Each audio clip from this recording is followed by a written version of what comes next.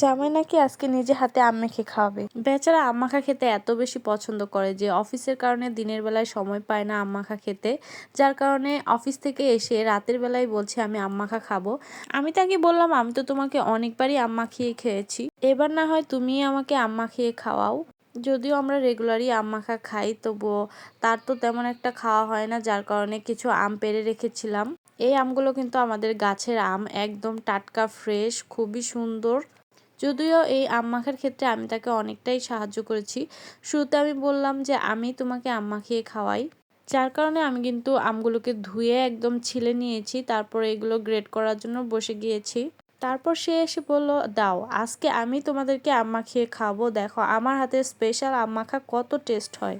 তো সে আর দেরি না করে আম মাখার জন্য গ্রেট করতে শুরু করে দিয়েছে। তার এমন এক্সপ্রেশন ছিল সে যেন একাই 100। তো দেখা যাক জামাই আজকে কতদূর আম মাখিয়ে খাওয়ায়। আম মাখার জন্য এই গ্রেট করার বিষয়টা আমার কাছে অনেক বেশি বিরক্ত লাগে, অনেক সময় লাগে এবং হাতটাও অনেক ব্যথা হয়ে যায়। সেও কিছুক্ষণ করতে করতে অনেক ক্লান্ত হয়ে যায়। আমি তাকে বললাম দেখো নিজে হাতে কোনো কিছু তৈরি করে খাওয়ার মজাই কত আলাদা, তাই না? আসলে এর মধ্যে অনেক কষ্ট থাকলেও অনেক আনন্দও কিন্তু পাওয়া যায়। সবসময় তো অন্যের হাতে খেতে খেতে আমাদের একদম মনটাই ভরে যায়। যখন আমরা নিজেরা কিছু করতে যাই তখন আসলে সেই কাজের মর্মটা বোঝা যায়। এইদিকে সবগুলো সে আমাকে অনেক সুন্দর করে গ্রেড করে দিল। এরপর আমি বললাম যে দাও আমি মাখাই।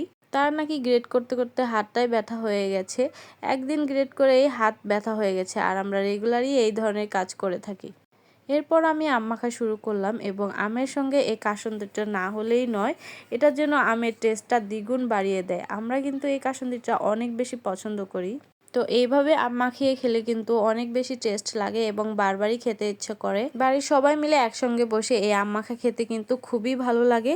সো আজকের ভিডিওটি এই পর্যন্তই। সবাই ভালো থাকবেন। আল্লাহ হাফেজ।